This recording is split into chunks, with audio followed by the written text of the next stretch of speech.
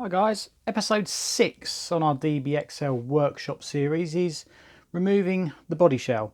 Now obviously we've removed this a few times for some of the other episodes, but I thought I'd just cover in a little bit more detail now, actually taking it off and putting it back on, because there's a couple of little quirks I have found which you may think you've got a problem, but it just seems to be the way the body shell works. So yeah, as to remove it, there are 2 clips on the front here, 3 on the side here, and obviously 3 on the other side, and then you've got 4 on the back framework. So if we remove all those, we can then take the body shell off. Now the easiest way I've found to remove these clips is with a piece of long nose pliers and just clip them off like that. It's worth noting on the front here, I always put my clips on this way round, so they go in that way. So if you do have an accident, they're not likely to ping off. If you put them in from the back, if you put them in from that way, if you have an accident, it could potentially push the pins off. It's only a minor thing, but it does actually make a difference, because I have lost some pins that way. So we'll take all these off. We've got 3, 6, 7, 8, 9, 12 of these to come off, and then we will prise the body shell off. So removed all the pins. Now the way I do it is just pull these, to get hold of the frame. There's a frame underneath this part that's behind the body shell. Just pull that off, and that will then come away and it will start to move up. If you do the same for the other side, you'll feel that come, and then the front should just lift up,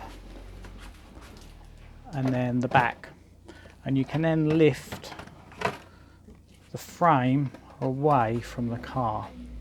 If we look underneath this, when you put it back on, I found that these front lugs here actually a bit of a tight fit. So you do, when you put the body shell back on, you do need to play about with it and actually almost stretch it a little bit to get it to go over there. And as you can see, this frame is made up of several different parts. It's obviously got the Lexin parts fitted on it. You've got a side part here which goes round to the front, but if you want to take this to pieces, you need to actually take this front part off first, which you've got 1 screw there, another one there, another one there, one there, one there, and one there, and the opposite ones of these on the other side over here. Take that and that will then come off. You then have this roll bar assembly, or the light bar, you can get lights to go in there, which bolts through underneath. You need to take that off and then pull those off.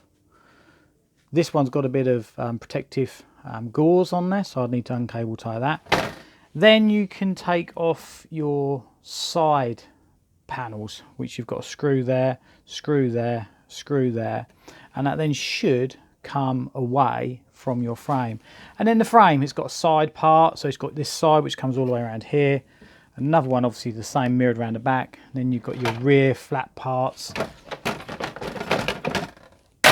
and your front flat parts, if you can see here. So it is quite a complicated cage.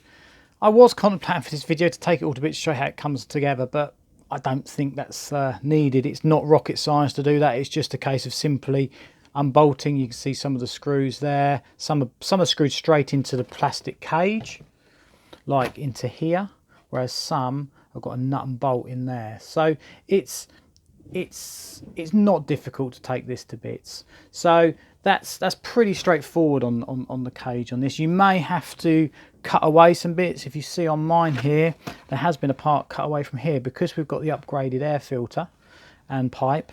We've got a tuned pipe on it as well. It needed a bit more clearance, so you may have bits missing, or you may need to if you start to change your engine.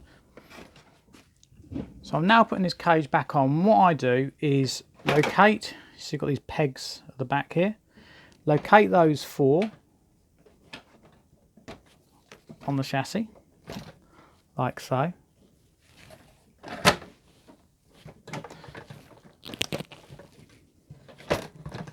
See, they've all gone through there. And at the front,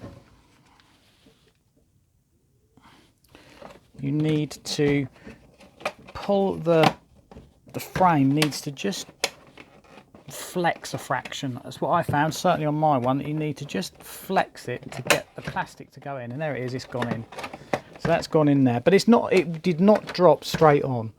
It has to be a bit of a fudge round to get that to actually go on there. So that's the way I've got the shell on. It isn't a strong fit. And then if you just pull up your sides, the side parts, then clip on, and then you've got the simple thing of just going round, putting on your 12 of these clips,